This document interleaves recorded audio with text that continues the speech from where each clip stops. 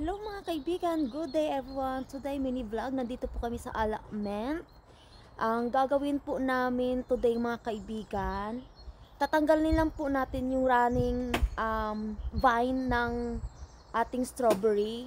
Hindi na po ako kanina nag-start nag-video, so ipakita ko lang po sa inyo yung ginawa ko po mga kaibigan. Behind me, this is the raised bed of strawberry.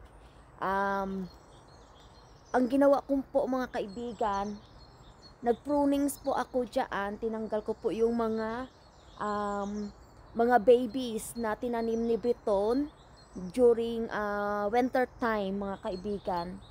So marami na din po akong nakuhang mga punla because he's already put in the small pot. Tinusok-tusok niya lang po yung mga babies na mga punla ng runners ng ating strawberry. So behind me mga kaibigan, ayan po yung nakuha ko lahat. Ayan, behind me, the one here, yan, I'm already cleaned them up. I took and removed all the dried leaves, ayan. Tapos, may mga babies po siyang maliliit, ayan, maliliit po mga kaibigan because it's already started growing dito sa pathway, dito mga banda mga kaibigan, kasi ano lang kasi ito wood chips. So the wood chip is already rotten and decomposed and turned to compost na talaga siya mga kaibigan. Madali pong tumubo yung ating mga runners, strawberry dyan na ano po siya, gumapang dito sa ating raised bed. So ito po may mga may mga natira-tira pa nga mga kaibigan. Kunin ko po iyan, and then I already put the pile of dry leaves dyan ng ating strawberries, and then what I'm gonna do, I'm gonna put into wheelbarrow and chuck it to the compost bin.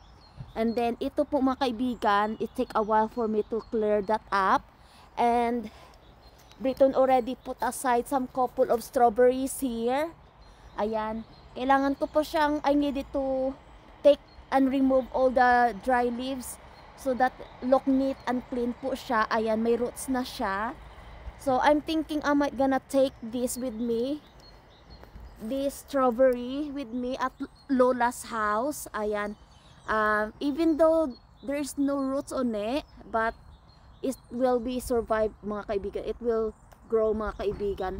Ito po yung mga natirang strawberry na bunot ko dito sa dito banda sa hallway na ito, or dito sa dito daanan. Ayan, nakikita nyo may mga pa, may mga roots pa mga kaibigan.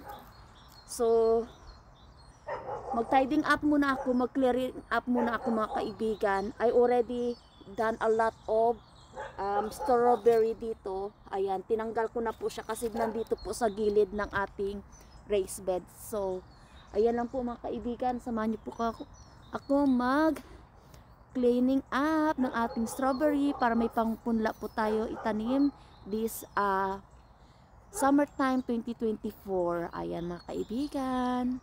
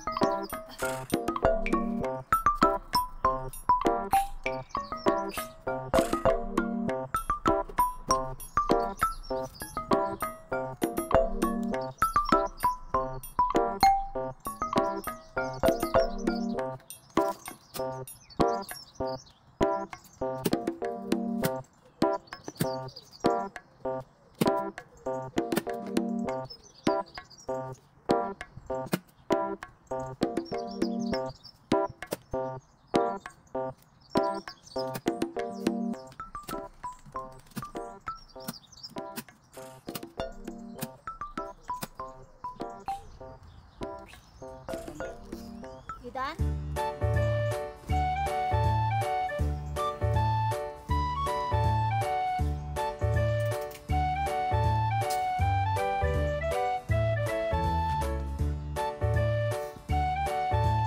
Ayan mga kaibigan, tapos na po kami sa gawain namin dito.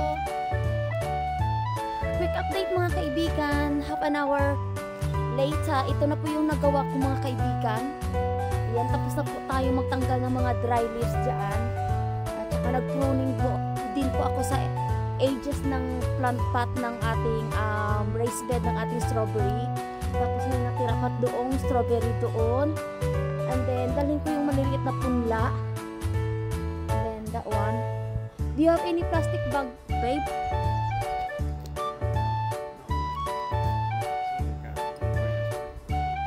I need to get something on that.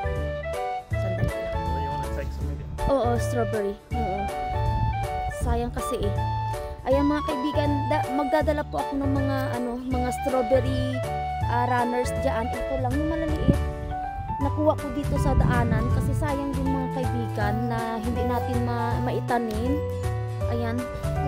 Dito ayan. So hinahanap ko lang si Brito ng lalagyanan. Ayan plastic bag. Tray na lang, oo, ayan, tray. Ito po mga kaibigan, kuha tayo. Dalhin ko kay alaga para may strawberry naman ako doon kay papano kasi yung strawberry kahit aalis man ako kay alaga, madiligan man siya or not, bubuhay pa din. So sayang din na hindi natin maitanim to mga kaibigan. Marami-rami din to. Ito yung mga nakuha ko na mga punla o runners sa daan. Ito na po mga kaibigan yung nakuha ko. Ay, ito. Ayan. So ito po yung ating dadalhin pa uwi. So malinis na yung ating raised bed ng ating strawberry dyan. Ito din yung aking nakuwang punla. So ito na po mga kaibigan, uwi na po kami. Kung nagustuhan niyo pong aking video, please pa-like, pa-share, pa-subscribe at huwag kalimutan po i-hit ang notification bell para ma-updated po kayo sa aking mga bagong upload na video. Thank you for watching mga kaibigan. Thank you so much sa pag-subscribe ng aking channel at panood ng aking video, mga timbakbakan, team promote. Ingat po kayo. God bless us all. Take care and keep safe always. Love you guys. Paalam muna. I will end this video. Thank you for watching. Bye! Saan na po si Briton? Hindi ko nakita si Briton. Ayan. Sa kabila pala si Briton dumaan. Paalam mo na. Mga kaibigan, alis muna kami. Bye!